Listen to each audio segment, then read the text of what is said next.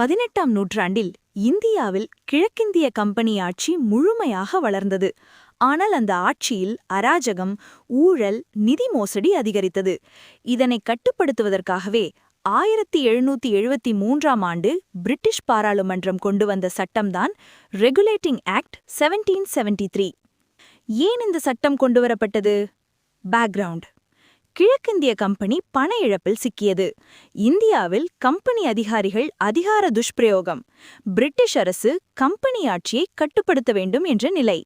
இதன் விளைவாக regulating act 1773 கொண்டுவரப்பட்டது. முக்கிய அம்சங்கள்: கீ ப்ரொவிஷன்ஸ். 1. வங்காள ஆளுநர் கவர்னர் ஜெனரல்.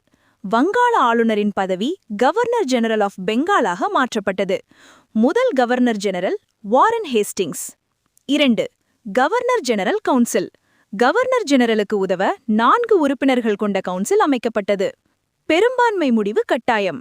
இதனால் கவர்னர் ஜெனரலின் அதிகாரம் கட்டுப்படுத்தப்பட்டது. 3. மத்திய கட்டுப்பாடு. வங்காளம் முக்கிய மாகாணம். மெட்ராஸ் மற்றும் பாம்பே வங்காள கவர்னர் ஜெனரலின் கட்டுப்பாட்டுக்குள் கொண்டுவரப்பட்டது.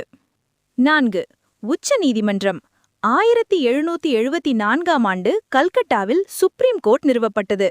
Chief justice + 3 judges. இது இந்தியாவில் உருவான முதல் உச்ச நீதிமன்றம். 5. கம்பெனி அரசின் கட்டுப்பாடு. கிழக்கிந்திய கம்பெனி தனது நிதி விவரங்களை பிரிட்டிஷ் அரசுக்கு சமர்ப்பிக்க வேண்டும். குறைபாடுகள்: டிஃபெக்ட்ஸ் ஆஃப் தி ஆக்ட். அதிகார எல்லைகள் தெளிவாக வரையறுக்கப்படவில்லை.